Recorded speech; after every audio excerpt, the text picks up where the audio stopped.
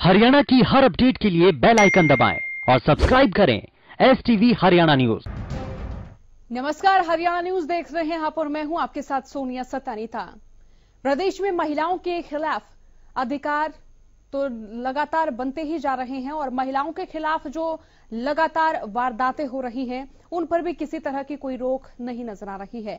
आज हम आपको ऐसी वारदातों के बारे में बताएंगे जो ये साबित कर देगी कि प्रदेश में महिलाओं का आज भी घर से बाहर निकलना खतरे से खाली नहीं होता।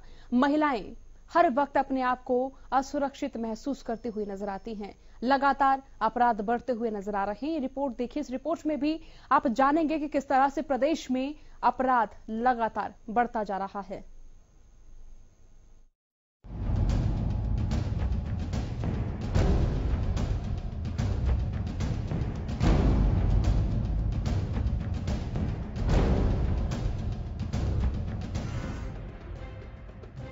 सरकार भले ही बेटी बचाओ बेटी पढ़ाओ नारे पर जोर दे रही हो, लेकिन जमीन पर इसकी सच्चाई कुछ और ही है।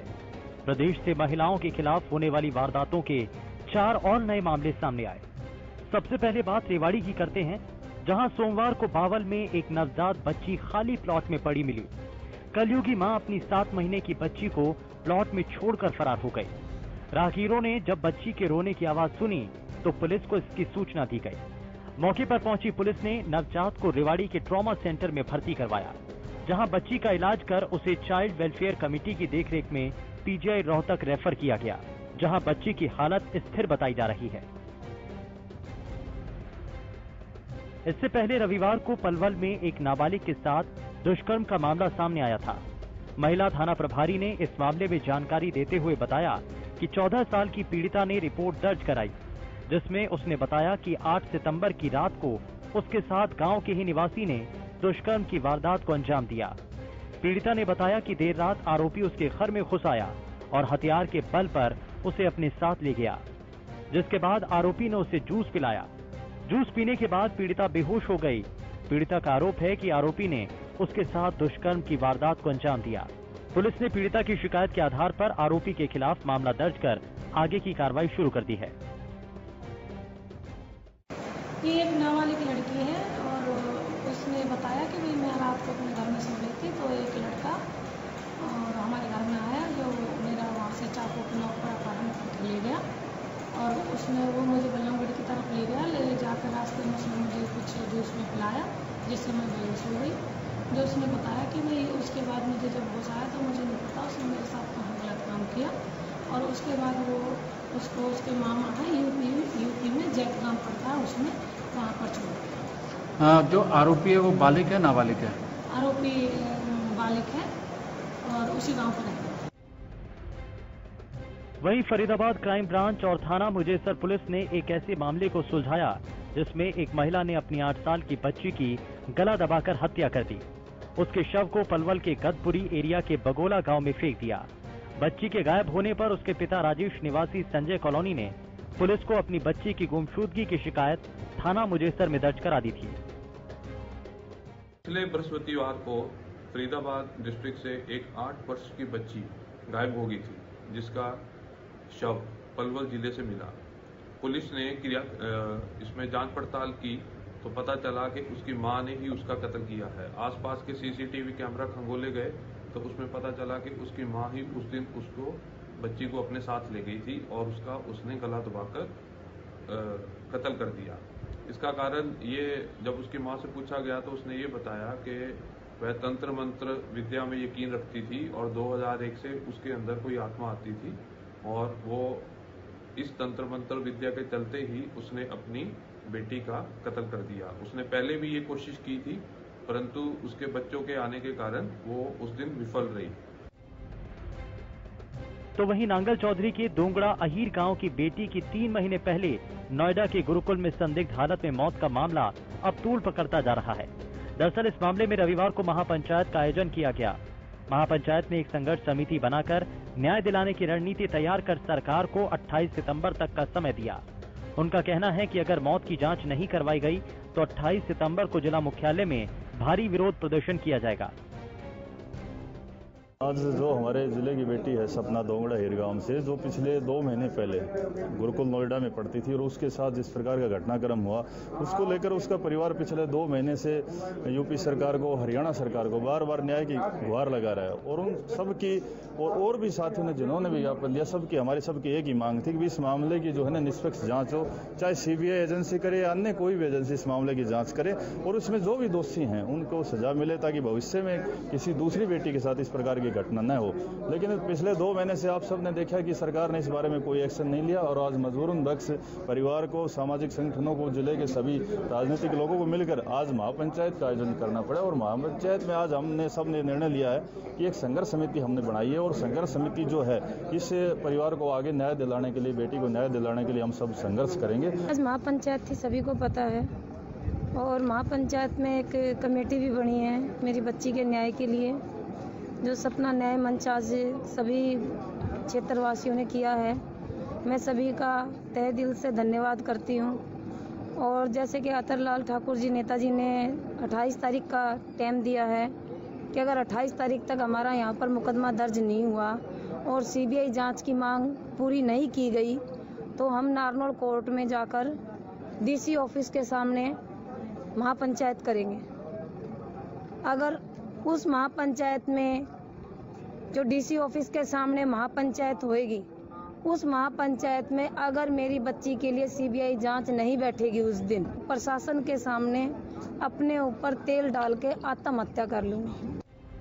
प्रदेश में महिलाओं, बच्चियों के खिलाफ बढ़ते अपराधों के बीच सवाल यही है कि आखिर इतने सख्त कानून के बाद भी ऐसे अपराधों पर कब लगाम लगेगी, कब तक बेटियों की आबरू से खिलवाड़ होता रहेगा और आखिर क्यों महिलाओं को लेकर समाज की सोच बदल नहीं पा रही है।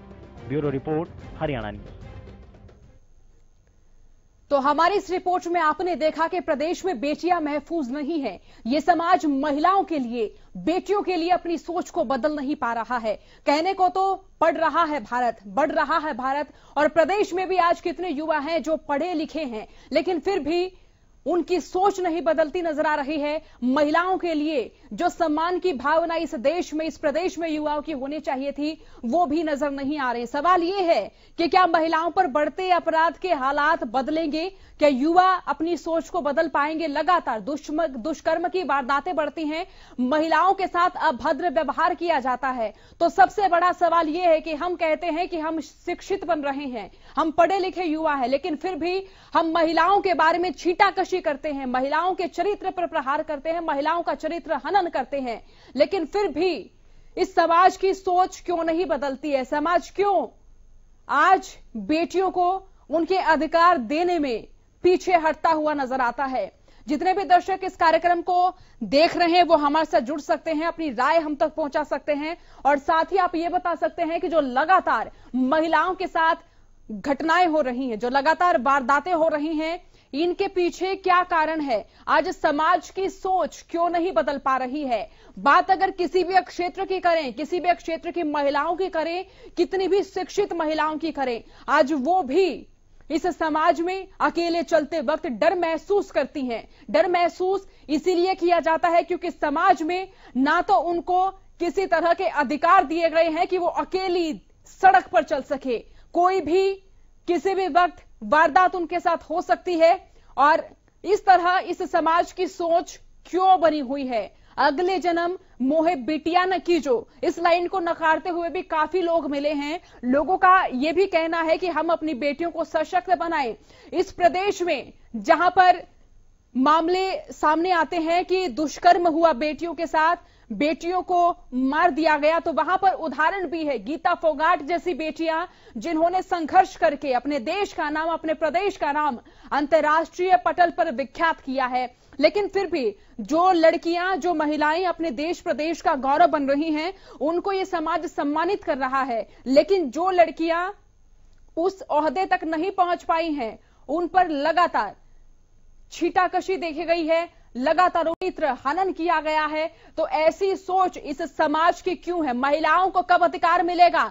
कब लड़कियां अधिकार के साथ, सम्मान के साथ हर क्षेत्र में जी सकेंगी? ये सबसे बड़ी जो सोच है, ये समाज पर प्रहार करती है।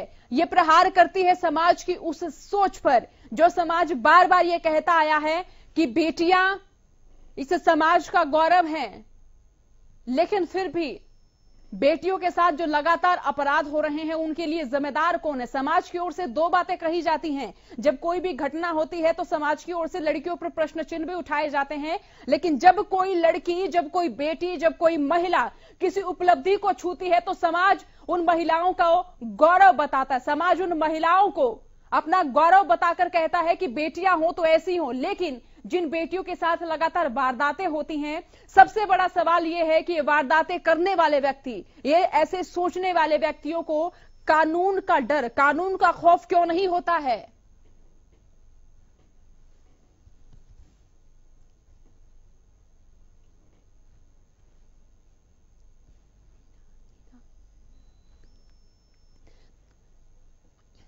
तो सामाजिक कार्यकर्ता नीना गुप्ता हमारे साथ फोन लाइन से जुड़ चुके हैं। नीना जी, बहुत बहुत स्वागत आपका हरियाणा न्यूज पर। नमस्कार मैम, धन्यवाद आपने मुझे इस कार्यक्रम में जोड़ा। लगातार हम महिला मुद्दों पे बात कर रहे हैं। सबसे बड़ा सवाल यह है कि हमारे प्रदेश की बेटियां अंतर्राष्ट्रीय स्तर पर प्रदेश का और देश का नाम बढ़ा चुकी है, लेकिन फिर भी इस तरह की जो वारदातें हैं वो सामने आ रही हैं।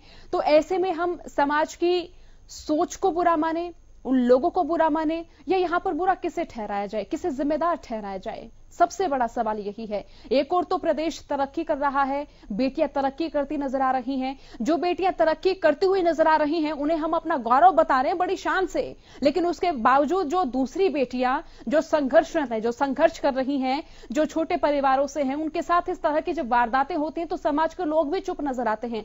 कोई कोई वारदात होगी जिसमें हम पंचायत बिठाएंगे, जिसमें पंचायत की ओर से फैसले लिए जाएंगे, या वो वारदातें पुलिस में जाएंगी और पुलिस उन वारदातों पर न्याय करता नजर आता है। क्या कारण मानती हैं आप? देखिए, इसके दो ही कारण है। मैं हमेशा से बोलती आई हूँ कि मेरी सुरक्षा मुझे खुद ही करनी है, क्योंकि हमारा जो समाज है ये पुरुष प्रधान समाज है और इसके दो साइड हैं जो कि बहुत गंदे साइड है। एक तो हमारे परिवार है, समाज है। तो ये जो सामाजिक बुराई है ये शायद खत्म होने में बहुत साल लगेंगे। आज भी हम बड़ी बड़ी बातें करते हैं, विज्ञान की बातें करते हैं, उन्नति की बातें करते हैं, महिला सशक्तिकरण की बात करते हैं, लेकिन घर में एक पढ़ी लिखी महिला हो, अच्छा काम कर रही हो वो महिला हो, या फिर अनपढ़ या फिर बेचारी महिला हो, सबकी स्थिति एक ही है। क्यों? क्योंकि ये जो सोच है हमारे समाज चेंज कभी नहीं होगी। अगर महिलाएं अच्छा करती हैं तो प्रॉब्लम है, क्योंकि सोच है कि अगर महिला ने अच्छा किया तो इसका कारण ऐसा होगा कि वो उसने ऐसा किया होगा। तो दूसरा हमारा जो कानून व्यवस्था है, सिस्टम है, वो बहुत ही कॉम्प्लिकेटेड है। न्याय मिलने में सालों साल लग जाते हैं। तो इसलिए लोगों को भी जो भय है, भय तो बिल्कुल है ही नहीं। लोगों को लगता है कि मैं पावर गेम है कि कुछ भी कर लो और सिस्टम के अंदर से होके गुजर जाऊंगा, मुझे सजा नहीं मिलेगी। मतलब लोगों को पता है कि सिस्टम हमारे ढीला है, लूप होल्स है, बेल हो जाएगी 40, मतलब सबको सब लूप होल्स पता है। और जो अपराध करने वाले हैं वो खुला घूम रहे हैं। पंचायत की, गांव की बात करें तो वहाँ पे भी पावर गेम है, पुरुष प्रधान है। लोगों की, लड़कियों की बातें दबा दी जाती है, छुपा दी जाती हैं कि आवाज मत उठाओ। तो आई थिंक जो सबसे बड़ा हमारा एक मुद्दा है वो है कि जब तक हमारी माताएं, हमारी माएँ सशक्त नहीं होंगी, स्ट्रांग नहीं होंगी, वो कभी भी बेटी को ठीक नहीं रख पाएंगी। क्योंकि कहते हैं ना, एक माँ अगर पढ़ी लिखी हो, अब जरूरी नहीं है कि पढ़ी लिखी किताबों से ही हो, लेकिन अगर वो उसमें इतना धैर्य हो, एक माँ अगर खड़ी हो जाए ना, तो हमारा पूरा समाज बदल जाएगा। तो हमारी माँओं को बहुत ही स्ट्रांग बनना पड़ेगा अपनी बेटियों की सुरक्षा के लिए। और ये जो हमारा दो रूप व्यवहार है कि बेटियों के लिए ये है कानून, घर से शुरू होता है और बेटियों के लिए है, तो ये सब माँ ही चेंज करेंगी। क्योंकि देखिए, बच्चों की जो नर्चरिंग है वो माँ करती है। उसको तो पता ही नहीं है कि बच्चे कैसे पैदा हो रहे हैं, कैसे पल रहे हैं। माँ ही है, सास है, दादियाँ हैं, वही ये सब परंपरा आती है। अगर हम बात करते हैं ना पुरुष प्रधान की, तो एक्चुअली में अगर आप देखो ना, पुरुष की कोई से नहीं है। जो परंपरा हमारी दादी, नानी, चाची या बुजुर्गों ने बनाई, जिसमें कि महिलाएं थी, जिस दिन वो आवाज अपने लिए उठाएंगी तो आई थिंक अपनी बेटियों के लिए भी उठा पाएंगी। वो खुद भी नहीं उठाती आवाज, लड़की को बोलती है कि ज्यादा मत बोलना, पिताजी गुस्सा करेंगे या मोहल्ले वाले गुस्सा करेंगे। खुद भी सहती हैं, वो सहती हैं तो बच्चे भी सहते हैं। तो ये तो होता ही रहेगा। इसलिए मैं बोलती हूँ कि आजकल की लड़कियां, जो हमारा थोड़ा सा समाज चेंज हुआ है, चलो पढ़ाई में मैं कह रही हूँ, लेकिन फिर भी एक हमारा एक सोशल मीडिया इतना स्ट्रांग है, और एक हमारी टेक्निकल चीजें काफी बच्चों को आती हैं। गांव में भी रहने वाली हर लड़की को मोबाइल चलाना आता है, हर लड़की को अपना अधिकार के बारे में, कानून के बारे में हर लड़की को मालूम है, इतनी जागरूकता फैलाई जाती है। तो आई थिंक लड़कियों को एक ये बेड़ा उठानी पड़ेगी, अपने आप से लड़ना सीखना पड़ेगा, अपनी सुरक्षा के लिए लड़ना, बोलना पड़ेगा, आवाज उठानी पड़ेगी। और आप जैसे लोग और हम जैसे लोगों को उनको एक मोटिवेट करना पड़ेगा। मेरे पास ऐसे बहुत सारे केस आते हैं जहाँ पे पेरेंट्स जो है वो लड़की की साइड को सपोर्ट कर रहे हैं कि भाई लड़की अगर घर छोड़ के आ गई या उसके ससुराल वाले उसके साथ बुरा व्यवहार कर रहे हैं या समाज बुरा व्यवहार कर रहा है, तो वो लड़की को ना सपोर्ट करके लड़के को सपोर्ट करते हैं कि भैया इसको मार, हाथ जोड़ के मतलब माफी मांगते हैं कि कोई बात नहीं, लड़की से गलती होगी, आप इसको रख लो, जैसे मर्जी रखो, अपने घर में रख लो और 2 रोटी खा के कहीं पड़ी रहेगी। तो ये जो सोच है ना, उसमें हमें लड़कियों को सपोर्ट करना पड़ेगा कि भाई आप खड़ा हो अपने लिए। अब वो कैसे होंगी जब तक वो फाइनेंशियल इंडिपेंडेंट नहीं होंगी, जब तक उनके हाथ में 2 पैसे नहीं होंगे, वो हमेशा ही डिपेंडेंट रहेंगे, कभी पति के ऊपर, कभी पिताजी के ऊपर, कभी भाई के ऊपर, कभी सोसाइटी के ऊपर। तो हमारे माँ बाप को ये करना चाहिए कि आज भी शादी में जो इतने पैसे इकट्ठे करते हैं ना, पड़ोसी से उधार लेके शादी के नाम पे जो एक धब्बा है, इकट्ठा पैसा करके खर्च करते हैं, वो ना करके कुछ पैसे अपनी बेटी के नाम पे जमा कराएं। ये तो होगी चलो व्यवहारिक नैतिकता। और जो लड़कियां जिनके साथ दुर्व्यवहार होता है, मेरी सब माताओं से ये विनती है कि अपनी बच्ची के लिए कृपया करके खड़े हुए, फाइट बैक करें, लड़ाई करें, न्याय मांगे, चुप ना बैठे कि कोई बात नहीं, हो गया, समाज क्या कहेगा। तो ये जो हमारी दोनों, उधर से पुलिस का बहुत बड़ा रोल है कि भाई जब हमारे कानून ऐसे बने हुए हैं कि अगर अपराधी है तो उसको अपराध की सजा दें, कानून के अंतर्गत रहते हुए उसकी इंक्वायरी करें। मतलब कोई पावर गेम या मतलब आधी जगहों में तो ये भी देखा गया है बेचारी लड़की की कंप्लेन ही नहीं लिखी जाती कि पुलिस इधर उधर घुमा देती है, देखती है कि ठीक है इसका कोई सपोर्ट सिस्टम नहीं है, क्या फायदा, कुछ नहीं होगा। तो वहीं पे उसको डरा धमका के बिठा दिया जाता है कि देखो तुम्हें कोर्ट में आना पड़ेगा, तुम्हें विटनेस के लिए आना पड़ेगा। तो एक तो उसके साथ बुरा व्यवहार होता ही है, दुष्कर्म होता है। उसके बाद जो कोर्ट में जो कार्रवाई होती है, जो क्वेश्चन आंसर पूछते हैं, और एक बात मैं बड़े दुख के साथ बोलूंगी कि मतलब ऐसी जो महिला कर्मचारी भी हैं, काफी सारे ऐसे लड़कियां मुझे बताती हैं कि जिस तरह से वो क्वेश्चन पूछती है ना, आई थिंक एक हमें एजुकेशन की जरूरत है। पुलिस कर्मचारियों को भी हमें एक ट्रेनिंग देने की जरूरत है कि किस तरह की इंक्वायरी कंडक्ट की जाए, किस तरह के क्वेश्चन पूछे जाए, कैसे क्वेश्चन पूछे जाए। और वो ये सिंपल बोलते हैं हमारे पास प्रेशर बहुत है, हम क्या करें। ठीक है, प्रेशर आपके पास है, लेकिन आप भी एक इंसान है। आप किसी महिला को महिला की तरह ना देखिए, इंसान की तरह देखो, उससे अच्छी तरह से क्वेश्चन पूछो। आधी लड़कियां बेचारी इसलिए नहीं जाती, उनको पता है कि वहाँ पे किस तरह के क्वेश्चन पूछे जाएंगे, उनको प्रूव करना पड़ेगा, मेडिकल होगा। अब मेडिकल 2 दिन के बाद हुआ तो सारे विटनेस मिट जाएंगे। तो ये जो हमारी कानूनी पेचीदगी जो लड़ाई है, इसको थोड़ा ठीक करना पड़ेगा। तो घुमा फिरा के मुद्दा यही आता है कि भाई व्यवस्था सबको साइड पे छोड़ो, अपनी सुरक्षा के लिए या तो लाठी उठा लो, तलवार उठा लो, या फिर कोई हथियार उठा लो। और जो आपके साथ बुरा कर्म करे उसको या तो वहीं पे मार डालो, या फिर अपनी सेल्फ डिफेंस में जो कानून बना है कि भी अपनी सुरक्षा के लिए अगर कुछ हो, किसी को आप मार भी दें, तो आप अपनी सुरक्षा पहले करो। ये मत सोचो कि अरे मैंने इसको मार दिया तो कानून मेरे ऊपर आएगा। पहले अपनी सुरक्षा करो, और उसके लिए हमें मानसिकता को बदलना पड़ेगा।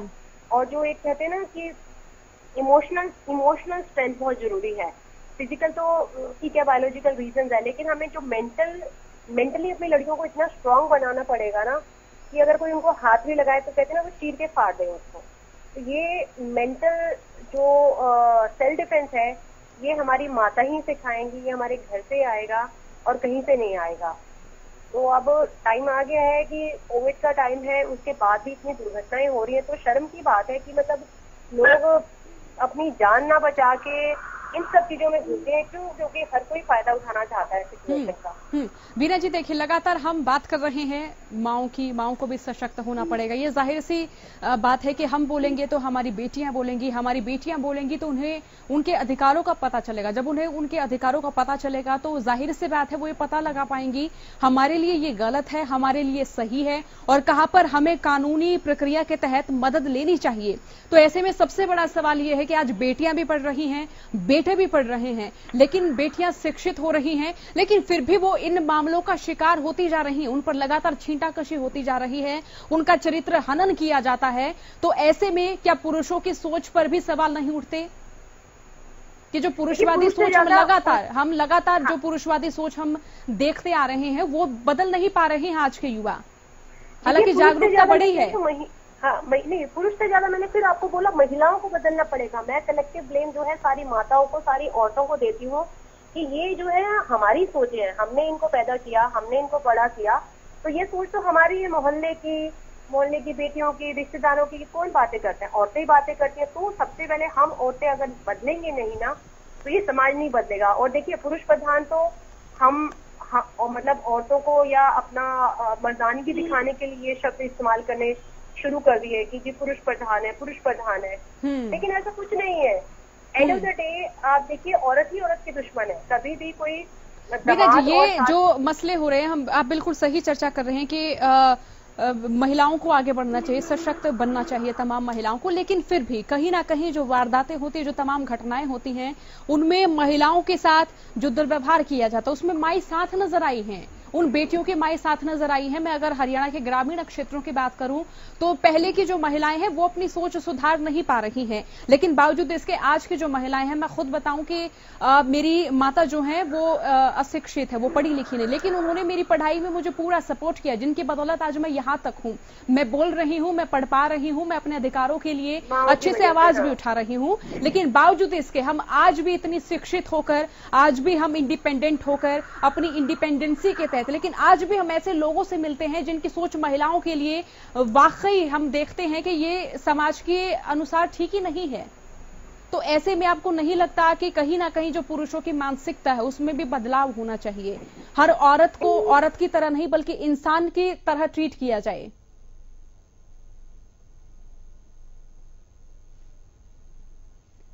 तो चलिए, इनसे हमारा संपर्क जो है वो टूट गया है। संवाद हम लगातार कर रहे हैं और तमाम दर्शक जो इस वक्त इस कार्यक्रम को देख रहे हैं वो हमारे साथ जुड़ सकते हैं, अपनी राय हम तक पहुंचा सकते हैं।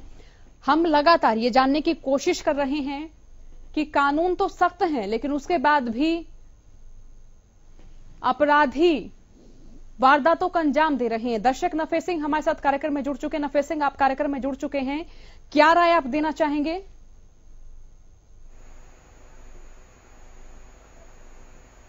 नफे सिंह, क्या आप मुझे सुन पा रहे हैं? नमस्कार जी। जी नमस्कार, क्या राय आप देना चाहेंगे? हम महिला मुद्दों पर चर्चा कर रहे हैं, हम पूछ रहे हैं। जी बिल्कुल नमस्कार, हम पूछ रहे हैं कि आज प्रदेश में बेटियां महफूज क्यों नहीं है? हरियाणा में जी कोई कानून नहीं है जी।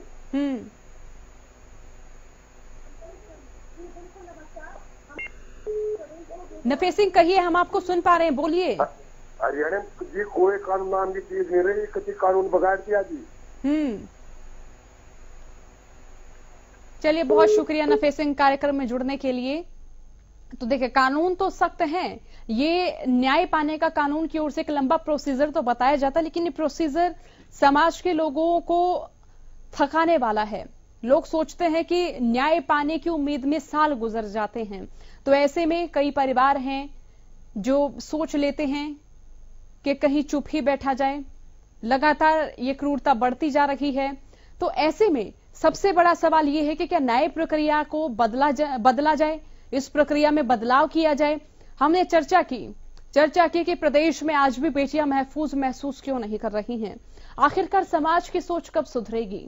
कब एक लड़की स्वतंत्र होकर इस समाज में एक लड़की होकर, एक महिला होकर नहीं बल्कि एक मानव होकर अपने अधिकारों की बात करेगी, अपने अधिकारों के लिए जागरूक होगी और अधिकारों के साथ जीना शुरू करेगी। हल्ला बोल में फिलहाल के लिए इतना ही। बने रहिए हरियाणा न्यूज के साथ। नमस्कार।